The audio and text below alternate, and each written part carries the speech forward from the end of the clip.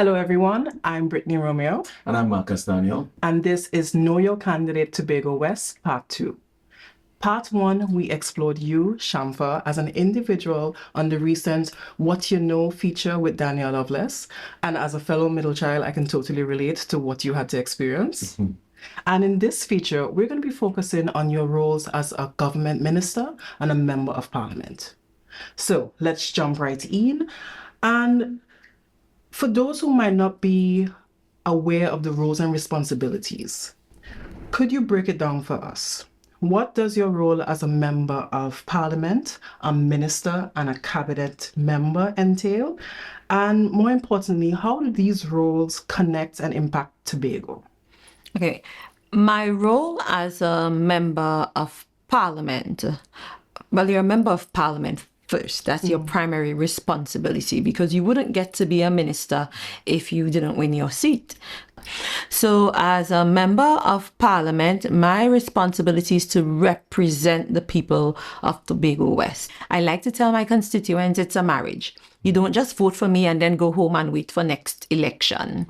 When you vote for me, I am supposed to represent your interest and your business. So do not hesitate to reach out to me so that I can assist you in whatever, whenever, because I belong to you. You placed your vote, and therefore that's why I'm in this position. So the role of an MP is not only about developing legislation and debating in the parliament, it's also about being there for your constituents, as my slogan says, being right there with you, attending to their needs, being very present, going to the different activities and events so you can constantly feel the pulse of the constituents.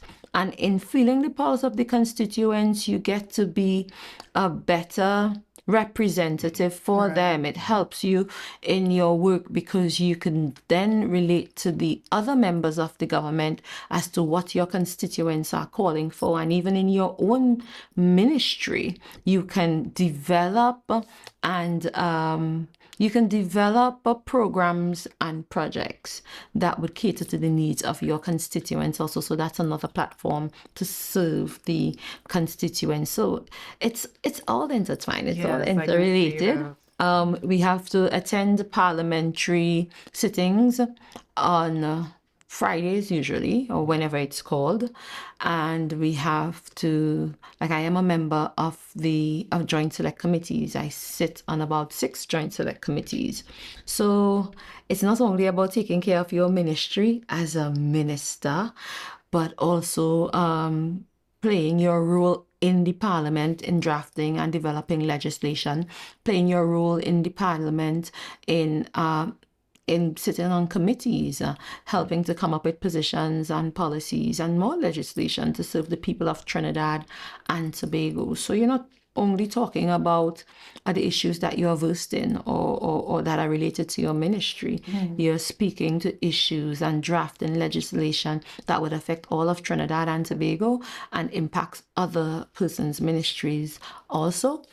So separate and apart from my work in the constituency and then in the parliament, you have your role as a minister, as a member of cabinet to lead a ministry. You're responsible for just about any and everything in the ministry. If somebody makes a mistake, at the end of the day, it falls on you, the minister, whether you knew about it or not. It's your responsibility.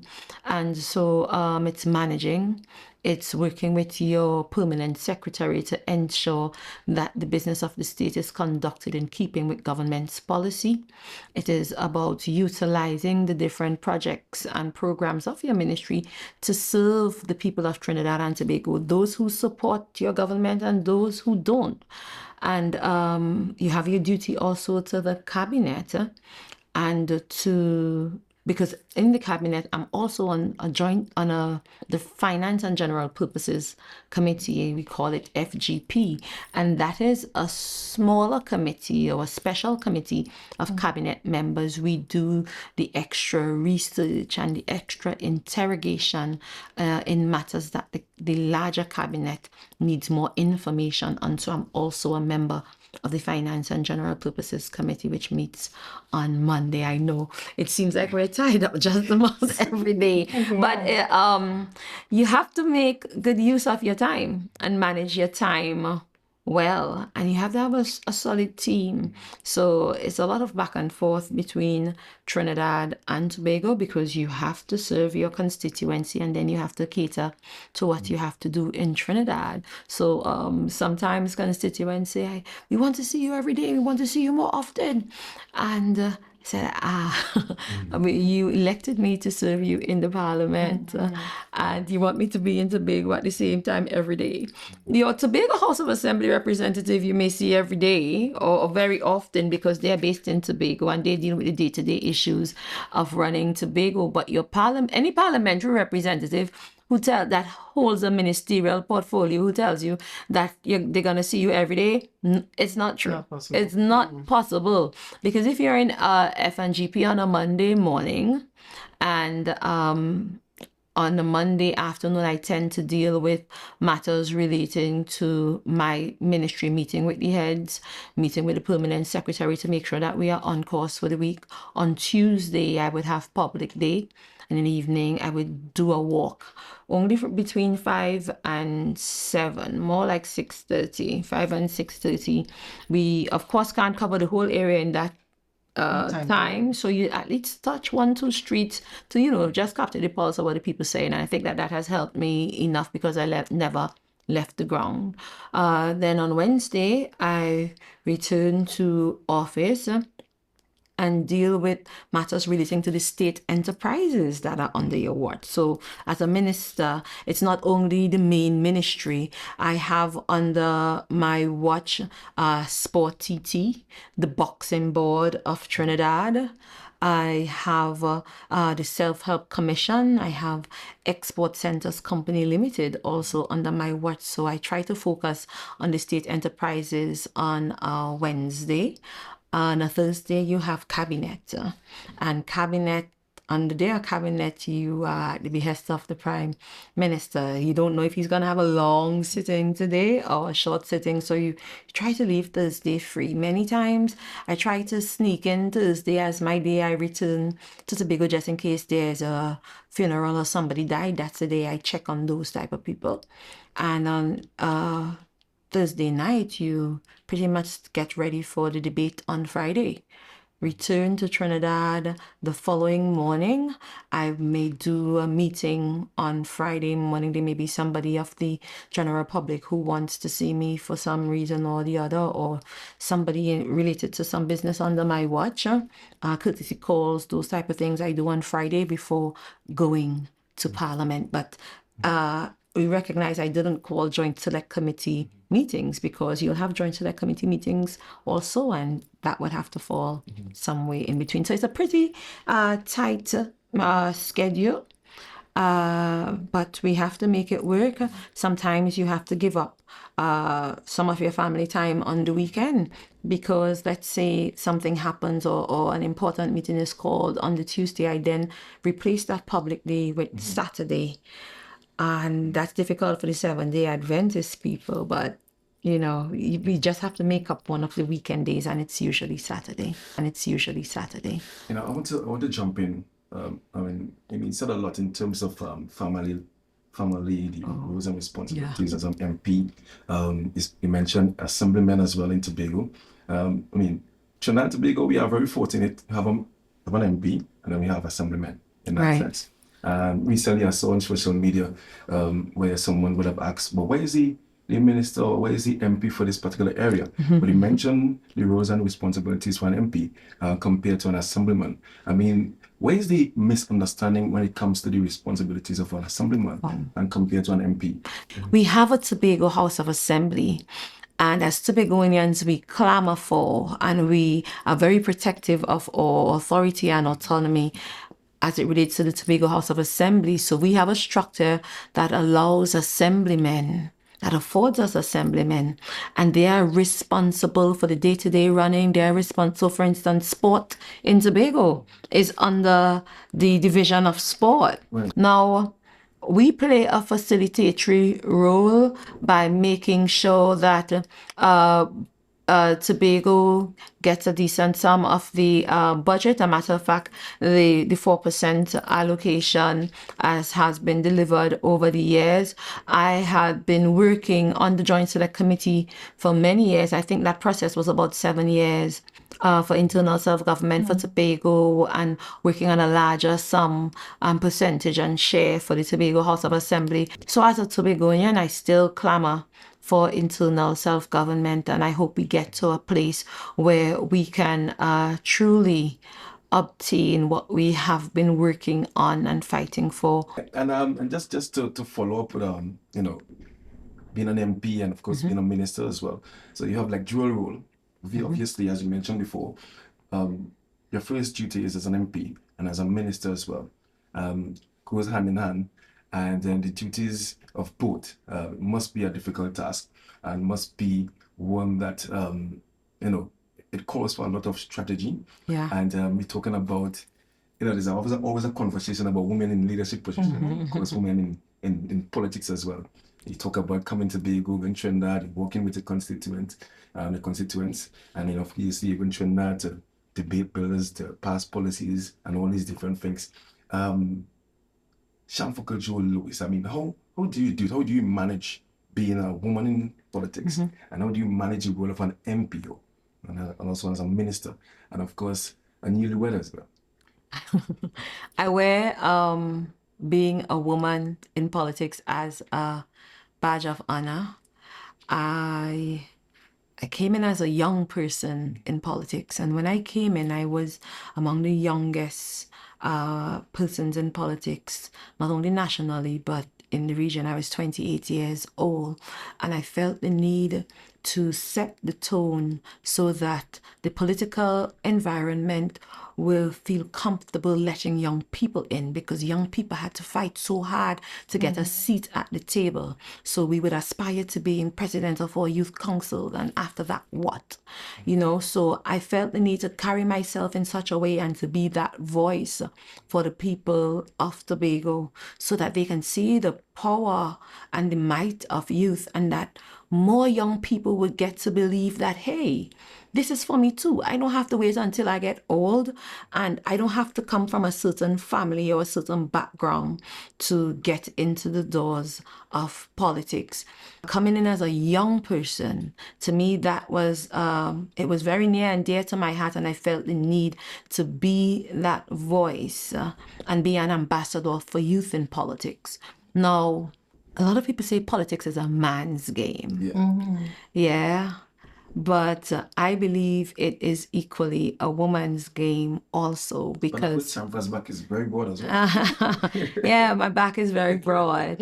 And because I'm here speaking on behalf of my people, a strong people, a very proud people, and a very good people. So I'm serious about the business of my people, and I think being a woman helps me, and all that I have learned.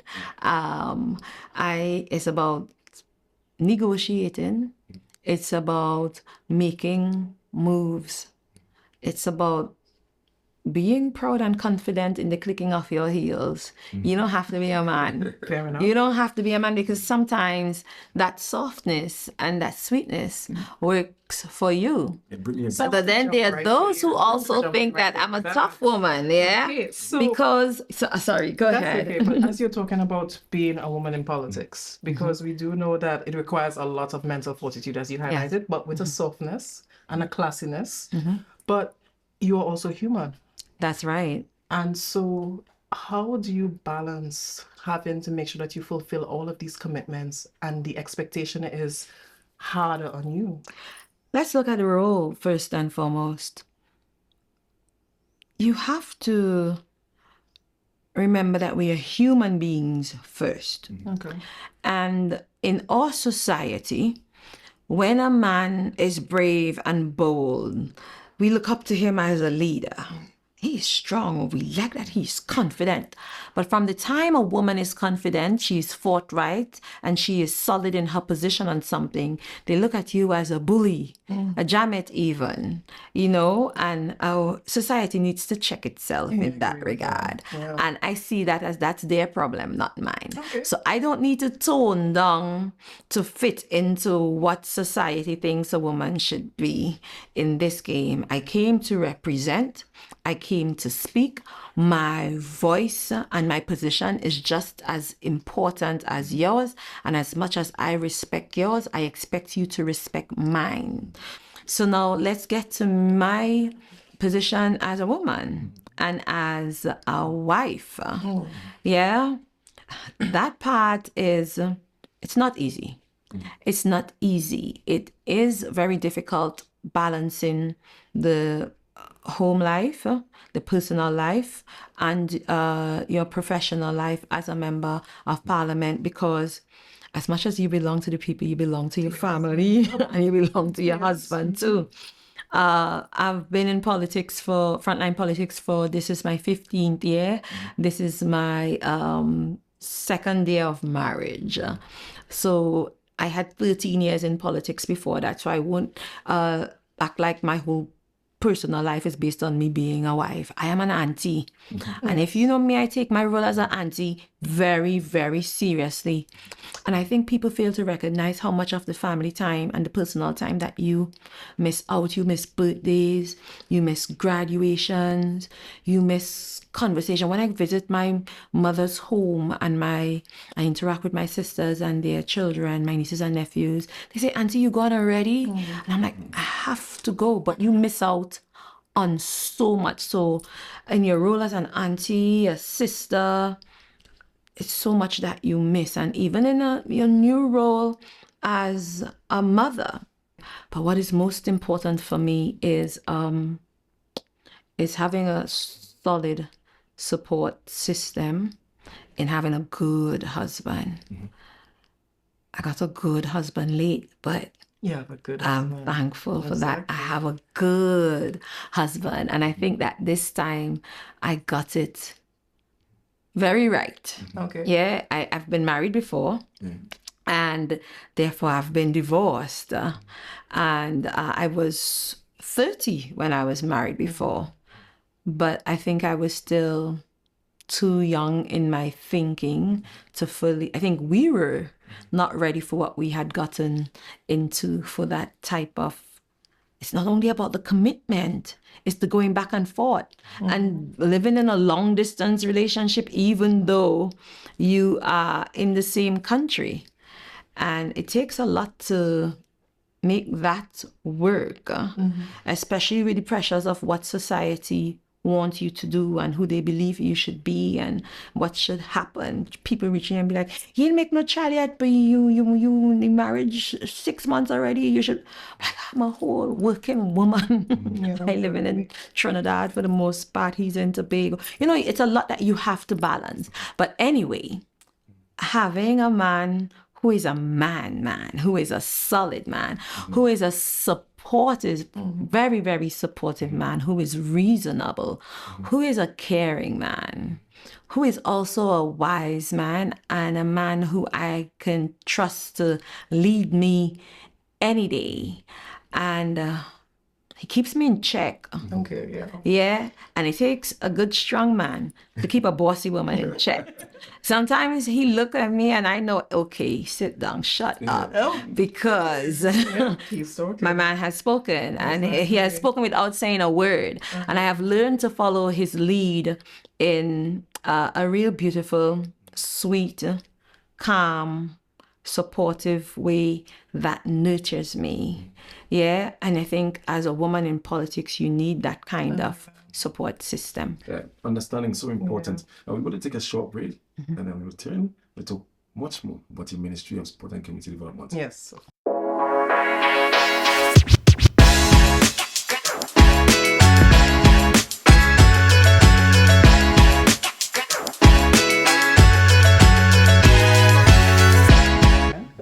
So welcome back to Know Your Candidate, Tobago West, Part 2.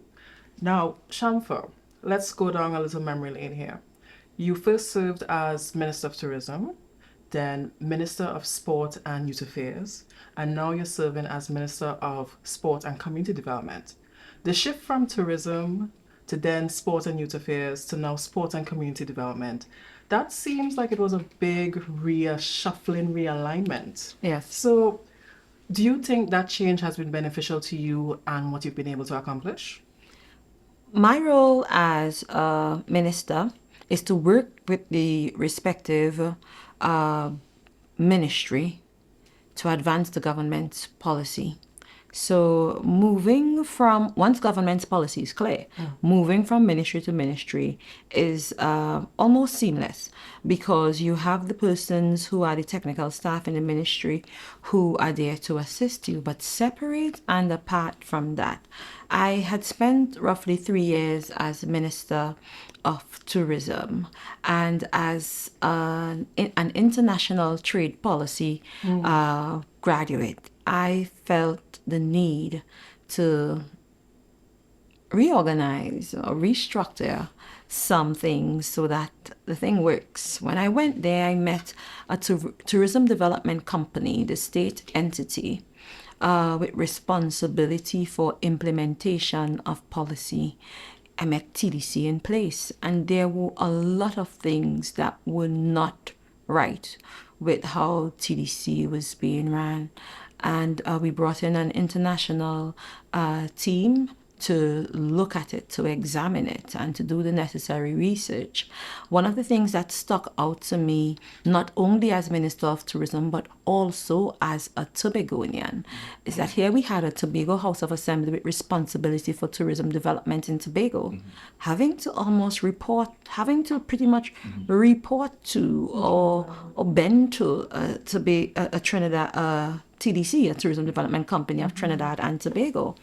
And I felt like we had two very different products. I felt like Tobago is very sure about what our product is and what we bring to the table. And in Trinidad, there were many tourism stakeholders who were unsure as to what their main product is. In addition to that, there was discrepancy as to how we deal with standards in the industry. And so it was challenging, because in Tobago, or Tobago House of Assembly has responsibility for tourism. And if you're waiting on your promotion-related items to be handled by TDC, it begs the question as to what will TDC make priority. Tobago. Right, and I felt like as Tobagonians, we know our product, we know who we are, we know what we want to sell and how we want to sell it. So we should have two separate entities. And the Tobago House of Assembly had already started looking at its own entity, and I seized the opportunity to make that reality. But now we have Tourism Trinidad Limited taking care of the Trinidad related matters, and we have our own TTAL in Tobago taking care of Tobago issues. You don't have to ask nobody's permission to go out to promote Tobago. You don't have to wait on anybody else's budget to go to promote Tobago. I felt like if tourism is our mainstay, we need to have more responsibility and authority in the implementation of our plans and programs and so on. And I don't have any regret in supporting that move. I think here we are with our own slogan, responsible for our own business, going out there and promoting Tobago. So now it's on us. Now, there had been an incident in the Ministry of Sport, and the Prime Minister had to do a reshuffle to remove Daryl Smith at that time. And so you have to look at who's best suited to go in the Ministry of Youth. And at that time, we had a lot of chaos taking place in Trinidad and Tobago as it relates to the narrative and the stories that were always in the papers about young people. And when the time came for the reshuffle to be done, the Prime Minister called me to his office and he said, I know you have a long, strong history in youth development. The young people of this country is looking for hope. They're looking for a new day and new opportunity. I'm giving you that responsibility to go into that ministry and create a new narrative and new hope for the young people. He said, I know that you can do it. I give you the permission and the authority to go there. He said, by the end of the day, you are going to be the minister of youth. And I said, yes, sir.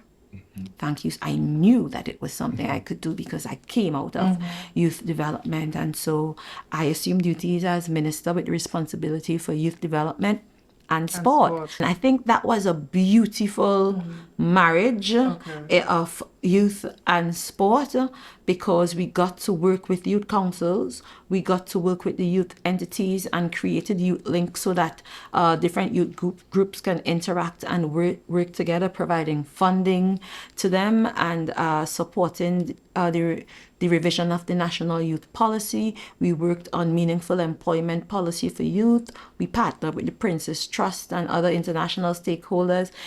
That's where we created projects like 40 Under 40 to let these youngsters know it's nothing if you didn't get 5 CXC subjects. There are young people out there using their God-given talent to make money and to make it big. And so it was bringing people who were fashion designers, DJs, athletes into our schools to speak with our youngsters and into our communities to encourage them and to empower them that, hey, hope is alive. As long as you have life, God has blessed you with some kind of talent that you can use. So let's get out there and get it done. So that's where those type of projects came from. Tell us now how it went from sport and youth affairs to now sport and community development. Okay, good. So then we had elections in 2020 and that was during COVID. And so a lot of the international sport had been placed on pause because we couldn't interact in the way we're accustomed to. And the Prime Minister took that opportunity to merge sport with community development. And his position was, you see that work and those programs you started in the Ministry of Youth, I need you to use that on a wider, larger scale and touch communities with those programs of entrepreneurship and empowerment and so on. And let's use the community development platform, which is over 60 years old, because the Ministry of Community Development is one of our oldest ministries. So they have a solid structure of community development officers and so on. So let's use that platform to spread sport into the community, because it's going to take a little while before international sport builds up back again. So let's use sport, use the community development platform as a way to get into the community and promote unity and so on. So at that time, we took the opportunity to say sport is more than medals. It's more than international competitions. It's about how do we truly maximize the full potential of sport to build confidence in our youth, to promote peace in communities, and so on. So that's how we married sport and community development, and I was able to start more programs in community development. And you see it as an advantageous yes, of course. And if you ask me which ministry I prefer, I would choose sport and community development over tourism any day.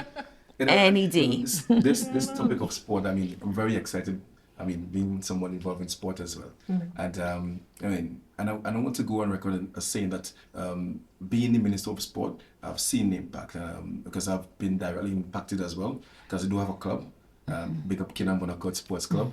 And I know clubs in Tobago as well in Trinidad, and the NGBs, they can attest to your impact as a Minister of Sport and Community Development. And I wanted to touch on the period between 2020 and 2025. Okay.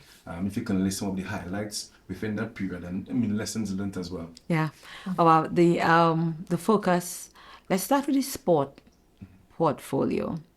When I entered the ministry, I met a system where the focus was on elite athletes and the national governing bodies. And I always felt like there is so much more we can do at the bottom level, at the grassroots level. How do we get assistance and support to the people in the community who cannot afford to go to clubs to be an elite athlete? Before you're an elite athlete, you're a regular up-and-coming athlete, and you need support at that level too. So it was all about extending our services so that we can assist those folks too, individually and through clubs. How do we utilize sport to empower community? So we shifted the attention also to community groups. And I'm saying, let me tell you something. I am not an athlete, and it's not my job to run, catch, and throw. But you are in your communities. You know your community. You are in 𝐒𝐻𝐚 𝐂𝐮𝐼𝐸, so you know what 𝐒𝐻𝐚 𝐂𝐼𝐸 wants through your sports club. So it's about empowering the people in community to take charge of their development rather than waiting on the government to develop these programs.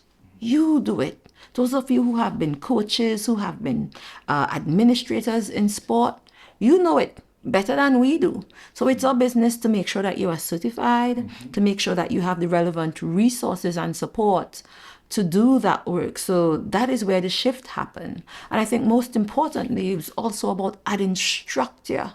So we developed Pink Rain campaign.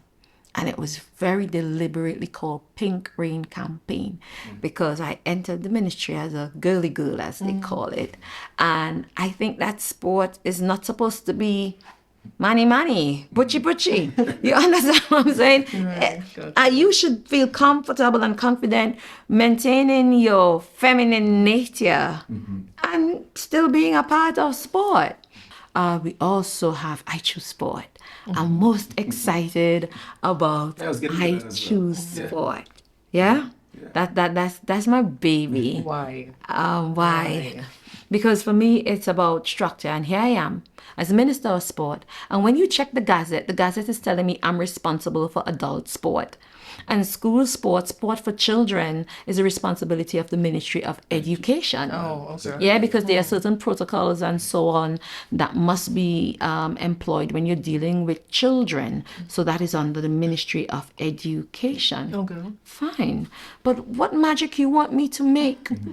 If that structure is not solid, if we don't have the opportunity or we're not investing in sport at that school level, at that junior level, what you want me to do with adult sport? So we found a way to intervene and to create some structure at that level because everybody cannot afford to send their children to club. So what I encountered was the people at the club level, for the most part, either got very lucky or they had the money. They've been going to clubs since they were small. Mommy and daddy sent you to clubs. But you were looking for some kind of lucky moment for that poor little athlete to then be accepted into somebody's club. But there was a lot of raw talent. There is a lot of raw talent in our schools. And if we are talking about sport for all and making sport truly accessible and affordable to all, then there's no better place to make sure that there is structure and a solid program than in our schools. And I think that is why I love working with the sporting fraternity more than anywhere else. Because as much as we may not agree on everything, they tend to be, the arguments don't grow into anything too chaotic or destructive, because there is a sense of respect for fairness. So then we come down to, okay, so what is the rule, or what is the principle we're operating on? And once we understand the rule, then people would back off because they have a different respect for this principle of fairness. And that is what I love. What I love also is everybody's always open to sharing and guiding. So I'll be the first to tell you, I don't know about every sport. 54 sporting disciplines, you don't know about every sport as sport-oriented as you may think you are. There may be 10 that you know a lot about. But what about the sport of ballroom dancing? Yeah? What about the sport of chess? And they help to make sure that we are going in the right direction. And for me, it's about promoting government policy and treating each sport and discipline with respect. So I have to respect the sport of chess as much as I respect football.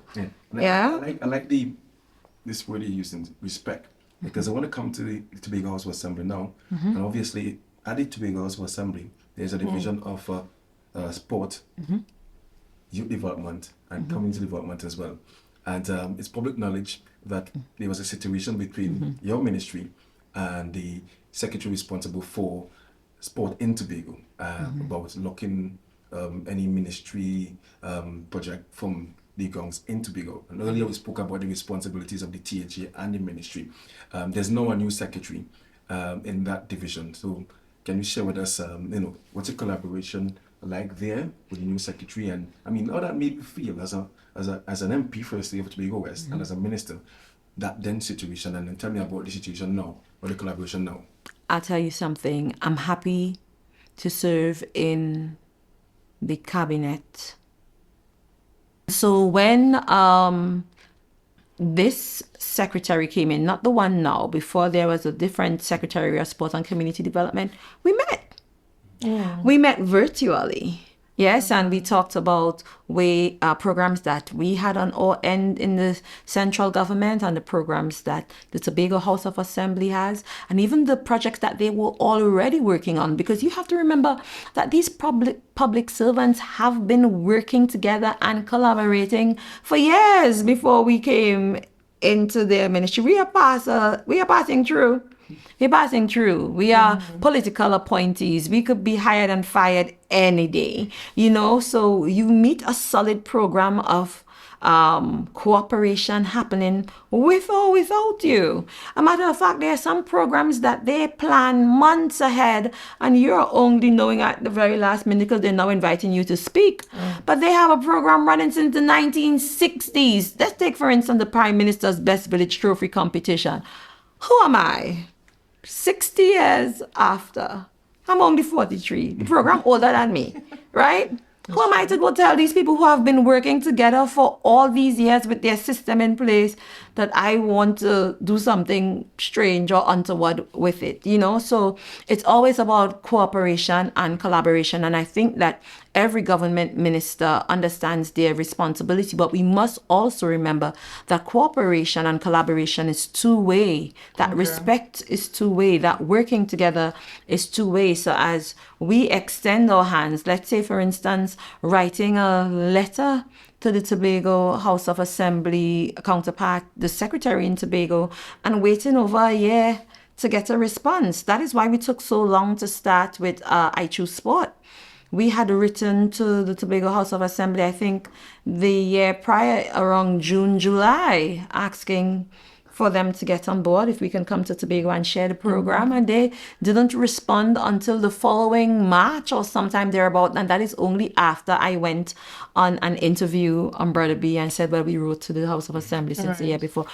So, and the thing is, a secretary could miss, let's say, the letter came in and the junior staff didn't share it or whatever, but if you check the record, you'll always see that we are about collaboration, and I have been about collaboration. There's so many programs and projects that we've been collaborating on over the years, from Prime Minister's Best Village Trophy competition. Of course, that's the longest and most sure one. We have I Choose Sport, which is a new one. We have all camps. When we do our camps, it is the workers in the Tobago House of Assembly helping us to run the camps. As a matter of fact, it's the workers from the Tobago House of Assembly sourcing the coaches and so on, and helping us to make sure that there is ice and so on. There is a collaborative relationship. So who am I as a political figure to come in and disrupt that? Because at the end of the day, it is for Tobago people. The Tobago Crab Farm project that was facilitated by the Ministry of Sport and Community Development in collaboration with the stakeholders over here in Tobago. And there are a number of programs, the YMCA, Learn to Swim, all of that is very collaborative. So at the end of the day, we continue to extend our hands to work together. and it's all based on if the secretary on the other end would agree. I know for sure, for instance, Foster Cummings in the Ministry of Youth and National Service had been coming over to Tobago, meeting with the current Secretary of Youth, offering a memorandum of understanding. I was at the cabinet and I supported a memorandum of understanding so that Tobago's youth can benefit from all those wonderful projects and programs that the Ministry of Youth has that is only extending to Trinidad young people now, where we get to certify our youngsters and train them and upskilling and so on. And it has been at least 6 months well, and the Tobago House of Assembly refuses to sign. I mean, if there's something in the MOU you don't like, well, at least send back a recommendation and say, I want to change this word, I want to change this paragraph. But they haven't signed the MOU or provide any significant feedback. So it's not always about not wanting to collaborate or cooperate. I'm just saying it takes two hands to clap, and that relationship has to be between both parties, have to be open to getting it done. Question, because on the topic of cooperation and collaboration, were there any marked differences between your collaboration with the then THA in your first term versus in your second term? Because I'm wondering if this newly led THA would have affected your productivity on a whole. I think in two ways there have been a change. Okay. In two ways from my portfolio as a member of parliament. Because as a member of parliament, when you have assemblymen in the different electoral districts who are willing to cooperate and work with you, then it's easier. Okay. Yeah, because they are in contact with their constituents daily. Yeah, so it's easy. When a person comes to me with an issue as a member of parliament on constituency day, it's easy for me to write to the THA secretary and get some kind of feedback. And I don't think very early in this new cycle, I recognize when we wrote letters, some of them we just didn't get any response. So I stopped. And in some of the more dire issues, we continue. But for the most part, I knew there was going to be no response. Okay. So it's unfortunate, but you learn your lessons early and quickly, and you just learn how to pivot and how to adjust. And I'm not saying that it's all because it's different parties, because it can work. It can work. It's about personality. It's about ego. But most importantly, it's about understanding that what we do is not for us as individuals and should not be about our parties or political expediency. It is for the growth, the development, the empowerment, and the advancement of Tobagonians.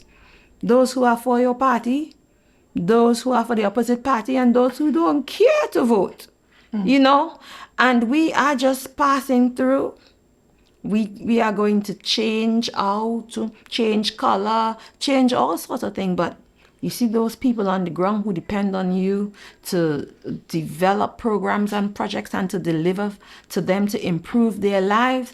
It's a shame when we don't cooperate and collaborate to help them. And when we let politics get in the way, that's unfortunate, and I don't want to be a part of that at all. We want to touch also on your role as a member of parliament in the past term, 2020-2025. We're going to take a short break and then come right back.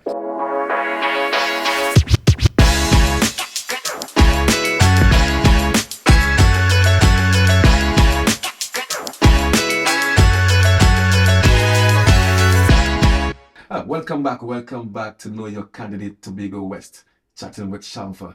So Shamfa, just before the break, right, I wanted to get from you your work as MP Tobago West 2020-2025. Okay. The work for 2020-2025, very similar to the work between 2015 and 2020, especially as it relates to the work that we do day to day on the ground. And there are many people who believe that just because there's a Tobago House of Assembly, there isn't much use for the MP. Like, what could people be possibly coming to you for? There's a Tobago House of Assembly. And that's one of the benefits of being a Tobagonian. You get 2 bites of the cherry.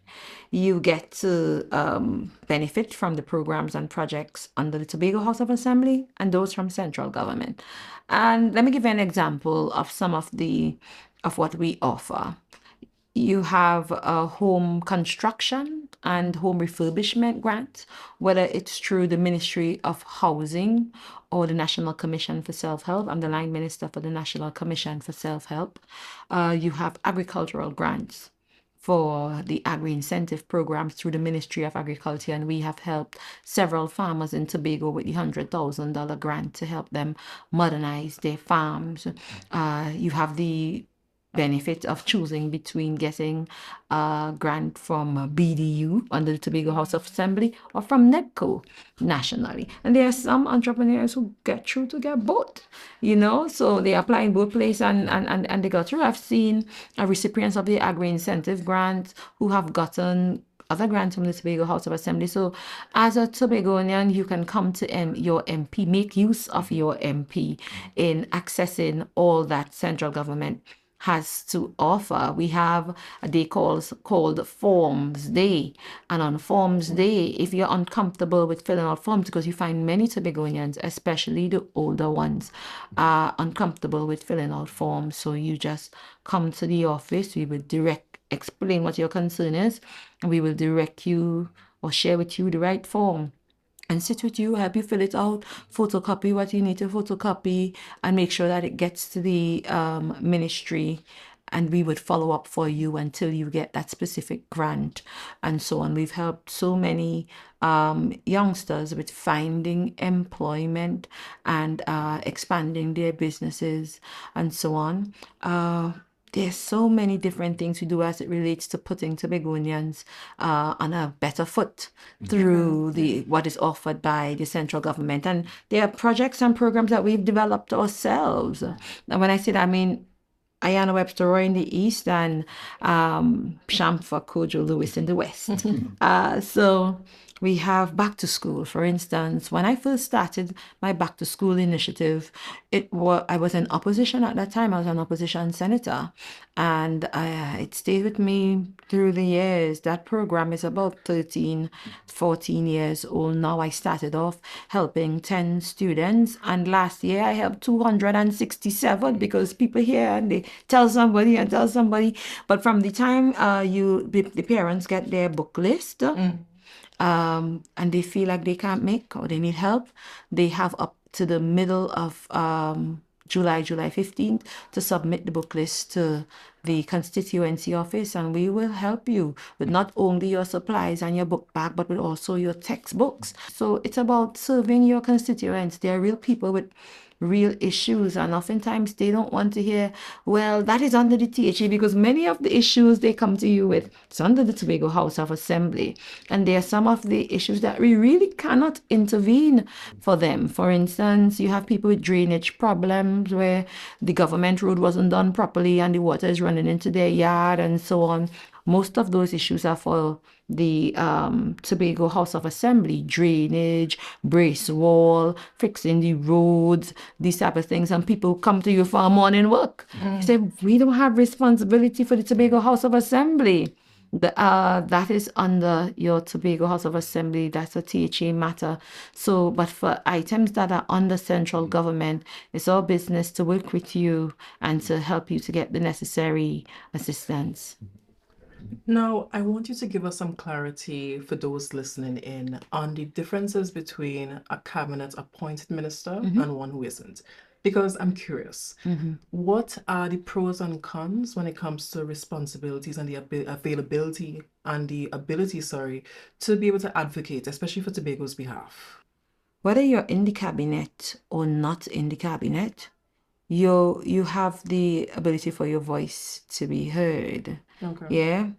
I assumed duties as a cabinet minister in 2015, we recognized Tobago was totally cut off from the National Commission of Self-Help. And so we resumed that in 2016. In December of 2015, that is when I took to cabinet a note to extend the tourism accommodation upgrade program to Tobago, where we can help hoteliers with upgrading their rooms and so on. Tobago was not able to benefit from the program before that. So to sit there, you have to lobby for $2.1 billion to be spent on the Tobago airport. Yeah, you could imagine there are other people around the table who are saying, why are we spending $2.1 billion in 2 constituencies? And they have whole 39 of us here, and you're spending it on one project. Even the Hillsborough Dam project, there are a list of other projects building out the Roxborough Administrative Complex, Shervan Police Station, Roxborough Police Station, Roxborough Fire Station, and all the different investment that we have made, even let's say in delivering programs that are national in nature.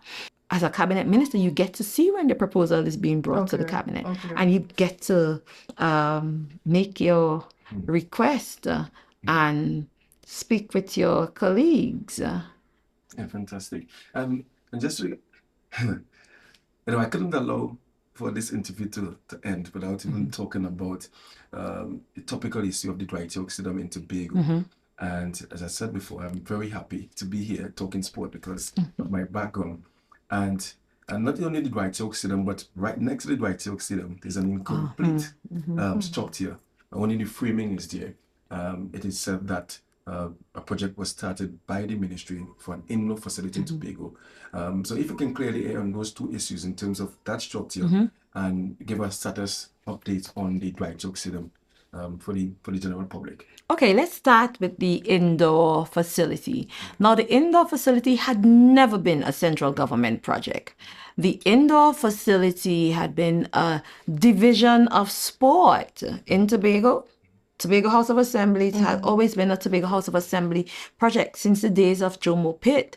And the division of sport under the Tobago House of Assembly had been working with 𝐒𝐻𝐚, I think, as the project manager to manage that project. And the project had started, but then the administration changed. And when the new PDP, now TPP administration came in, they said that they were not in favor of the specifics of the structure. They wanted something different and they want to change the scope. Yes. Now, the right thing to do would be to communicate that to 𝐒𝐻𝐚 and discuss with 𝐒𝐻𝐚 as to how do you change and what you're going to do next and so on. And they pretty much stopped the work. The House of Assembly stopped the work and did not continue. Now, if the House of Assembly was interested in advancing the project, even if they felt like they wanted to end the relationship with the with 𝐒𝐻𝐚, then they could have gone another way to complete the project or to have it redesigned and redeveloped to what they want it to be. But at the end of the day, as I was saying earlier, when we let political expediency get in the way of the development of our people, only the people suffer.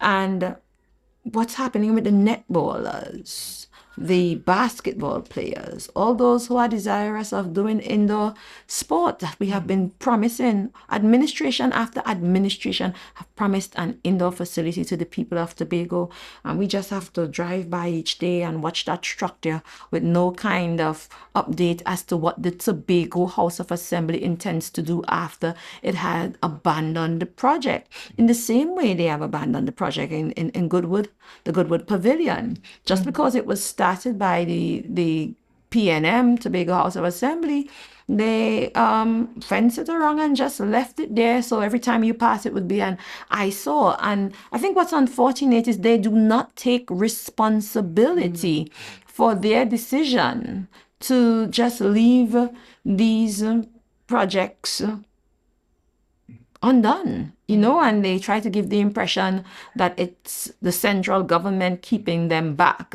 And that is not so. That is totally untrue. But while political games play, the people of Tobago suffer. And that is indeed unfortunate. And I hope that in due time, good sense prevails, and the Tobago House of Assembly makes the right decision to deliver to Tobago what was promised and what we know is so greatly needed, because it's not only about having a structure and a place for people to play.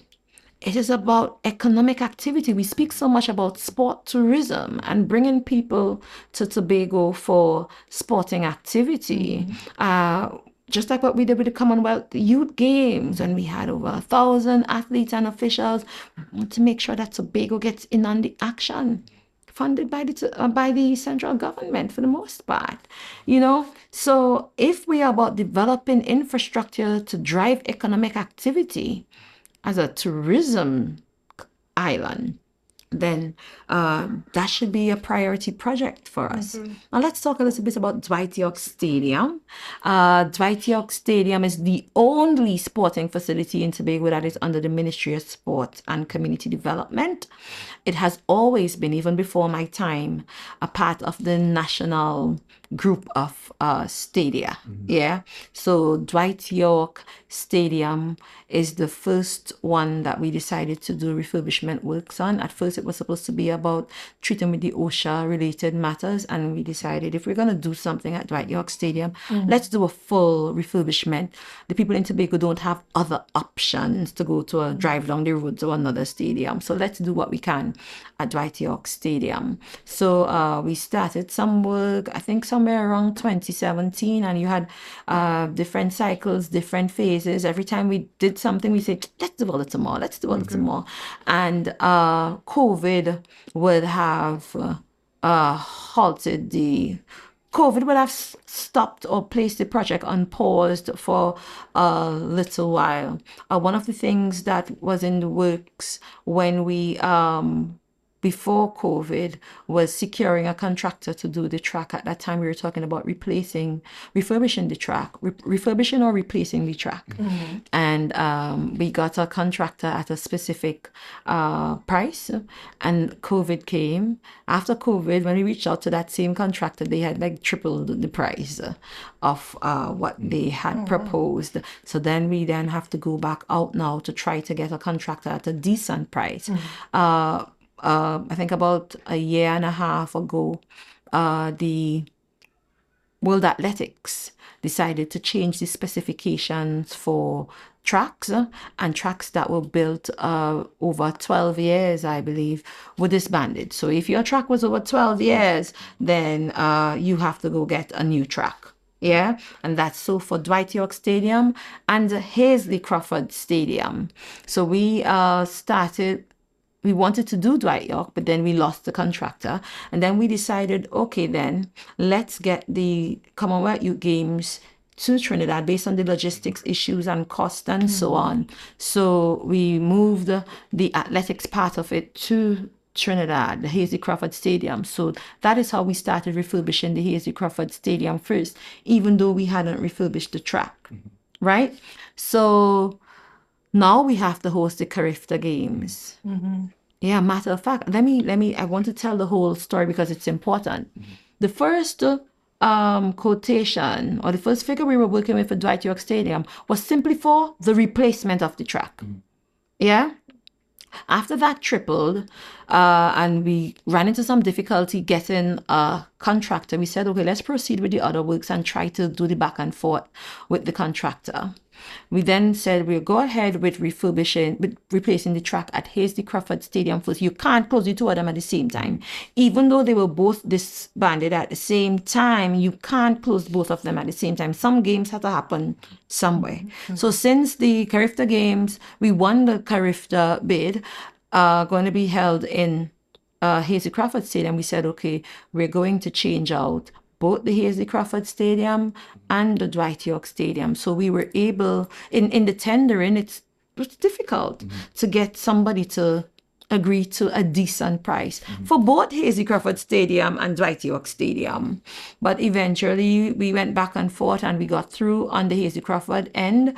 And in doing the assessment for Hazley Crawford, we recognized, hey, this is not just a top surface type of issue. When they started raising up the surface, they recognized the subsurface needed some work as it relates to drainage and so on. So it turned into a bigger project to be done.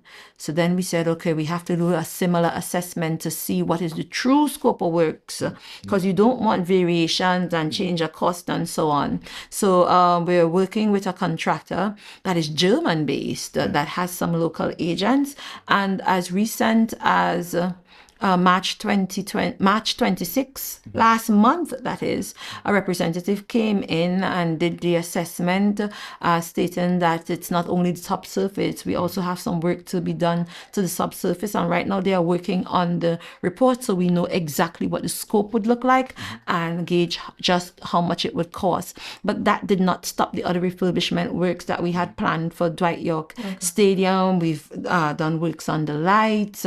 We've done the turnstiles were recently installed, the ACs, the seating, all of that have been worked on. We have also secured a service provider for the upgrade of the gym so that our athletes can have a decent place to train. So right now we are just waiting on the report from Regupol, which is the agency that came in and did the assessment. And as soon as we get the report, we proceed with giving spanking new track system to Dwight York Stadium. So there isn't a timeline per se. Yeah, we were hoping to complete it for Carifta Games, but you have to get a competent contractor, and a competent contractor couldn't be found right around the corner for Dwight York Stadium. So, and we can't build it ourselves. If it was up to me, I'm gonna go down there and put down a track, I would have do it.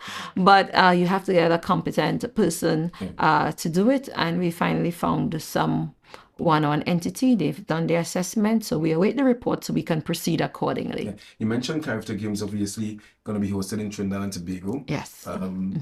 End of April. Yes. In a couple weeks. Right. And obviously, very prestigious event when it comes to youth track and field in CARICOM in that sense. Yes. In terms of our readiness, what can you say about our readiness to host? I think we are ready.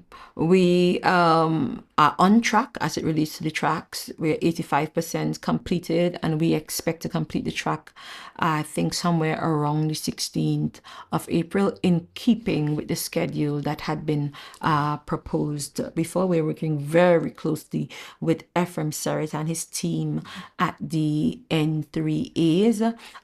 The national governing bodies are responsible for these games. It's not so much like what we did with Commonwealth Youth Games, where the government had a huge say and a huge intervention. They submitted their proposal to us, and we provide the funding.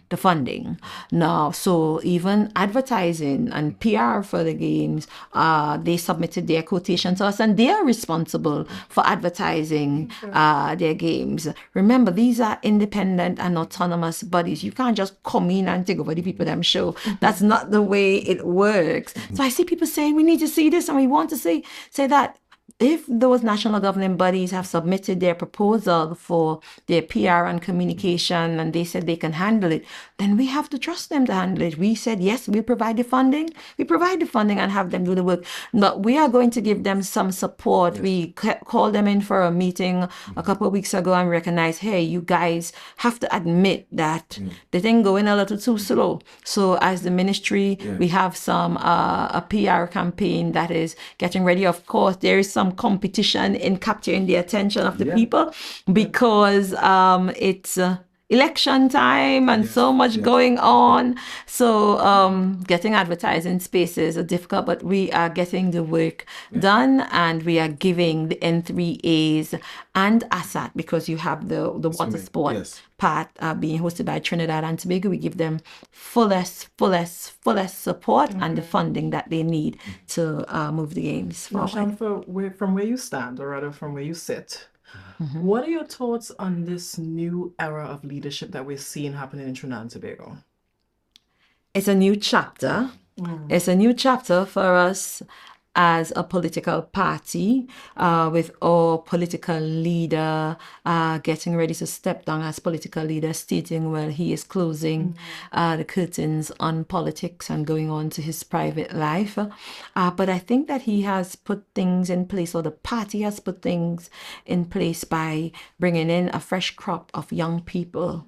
When I came in as a 28-year-old, shortly after, there were so many other young people who were given the opportunity to be members of parliament, to be mayors, to work at the corporation and so on in leadership positions, to be chairman on boards and so on. So there has been some succession planning going on, some training happening. And what I like about the former prime minister is that he doesn't hover. He give you a responsibility. He trusts you to do it. So I think he feels confident that we are able to carry it, to run the thing, to do what we're supposed to do in leading a country. And now we have a new prime minister in Stuart Young.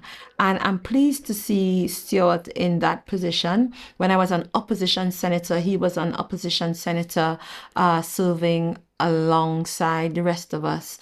And he is a brilliant man. He is a hard worker.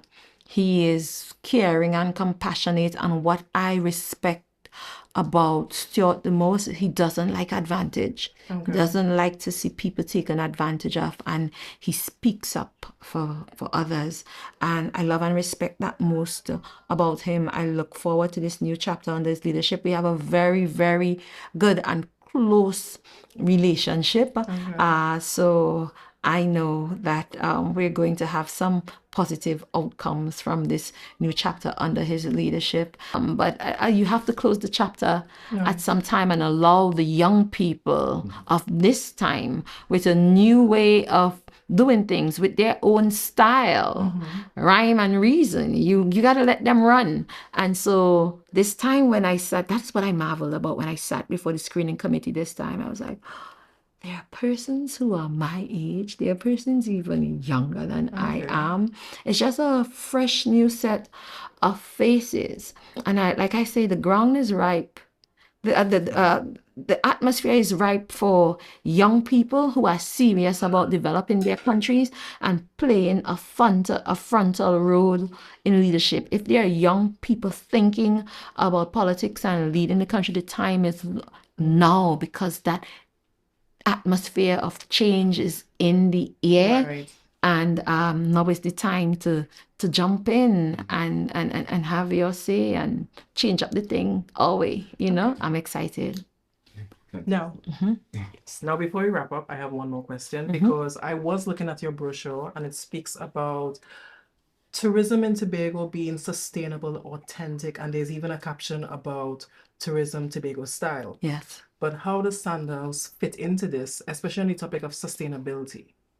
I think that the Sandals project is an interesting and exciting project that we must explore as a Caribbean nation and island who claim that tourism is our mainstay.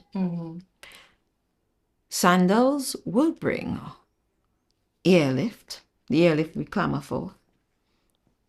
The airlift we've been paying monies to fill the front of the plane for. It will bring promotion and advertising beyond what we can afford as a country. It will bring tourists and opportunities for economic activity like no other hotel. If in the Caribbean the top brand is Sandals, carrying the American market and even the European market, and you claim to be serious about tourism, why wouldn't you explore? We've seen what Sandals have done for other countries and other economies. We are here in Tobago. And as you go from community to community, the young people are asking for something to do, our job. Do you have any subjects? What's your qualification? What do you want to do? The Tobago House of Assembly cannot hire everybody. And we know that fully well. The Tobago House of Assembly cannot give everybody meaningful employment. and cannot expose us to the opportunities, all the opportunities that we'd like to be exposed to. So I think with Sandals comes opportunities like the Sandals University, that teaches you skills development and certifies you to operate in the tourism sector in the areas of your choice and interest. When you get your certification, you don't have to stay with Sandals. You can move on to another hotel. You can move on to another country even. In addition to that, there's so much economic activity for Tobagoans, the fishermen, because you have to provide food, those who are farming, the person who doing the jet skis. So many times you hear us talking about all the confusion that takes place when you're going for a little boat ride down at the... We have to get those things in order in an international, in a way that promotes high standards and in keeping with the basics of international trade and standards and sustainability. What about environment? Let's talk about the environment. Because this was a topic that came up the last time. And you know what's sad about that? We hadn't even gotten to the environmental consultations. We were talking about doomsday and what could happen if they go in and build on no man's land. Now, you know you can't build on no man's land if you really understand what no man's land is. Yeah?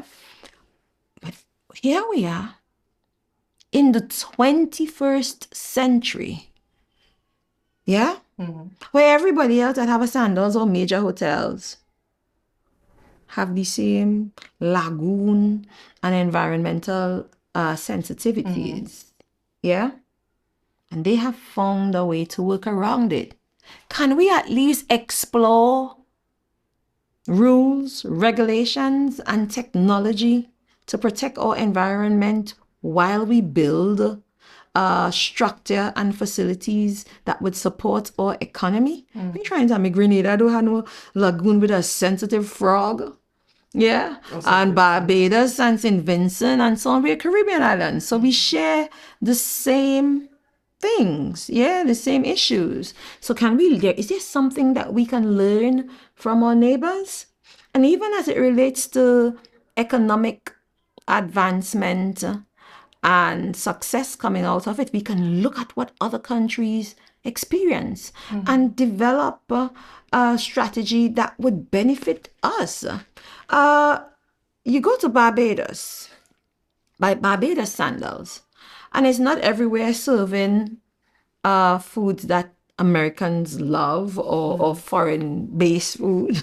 You go to, there's a little shop on the compound where they are juicing natural fruits and vegetables. There's a juice bar, and there are people selling the local sweets. I remember going to Sandals, Bahamas, and the local people were producing sauerkraut tea bags and leaves. So here I am with a box with dry soursop leaves selling in the Sandals shop for $15 US. Why am I paying $15 US for 4 dry soursop leaves?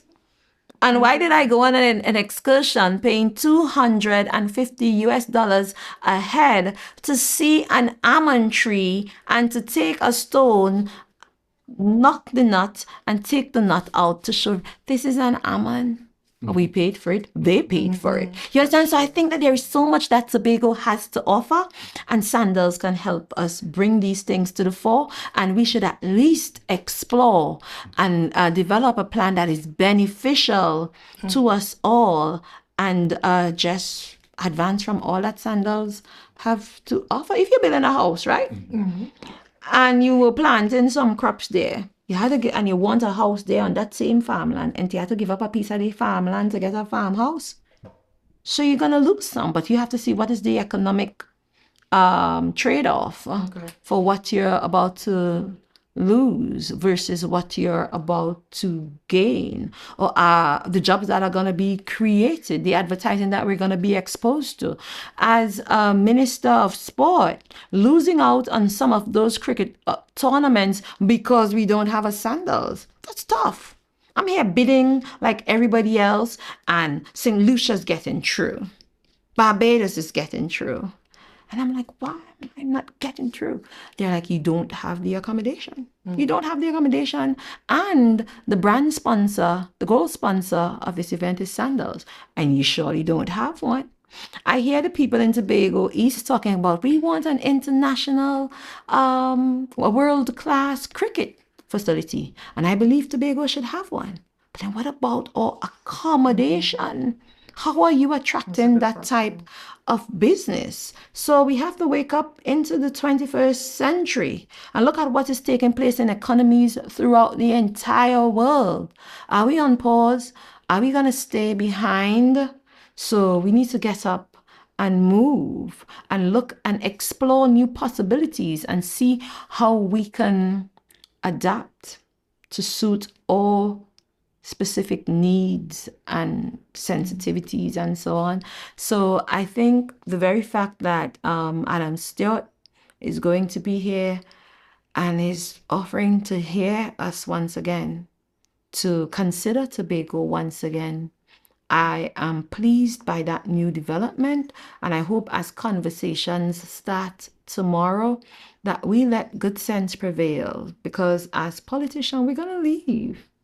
Yeah, and as politicians, this should be your business too, because you see all them people coming asking for a 10 on, 10 off, or asking for morning work. I'm sure we could direct their energies, their productivities, even their dreams and aspirations to something more positive that would reap good fruit for us here in Tobago for now and for generations to come. So I think it's something we should consider seriously. Oh, good to know. Now, I wish we had more time. I wish we had more time. Very, very, very, very insightful. There's a slogan, Shamfa is love. And I think love, came out in this short conversation that we had with you, Shamfa. I think it puts a lot of perspective on things, in terms of your role as an MP and as a minister as well.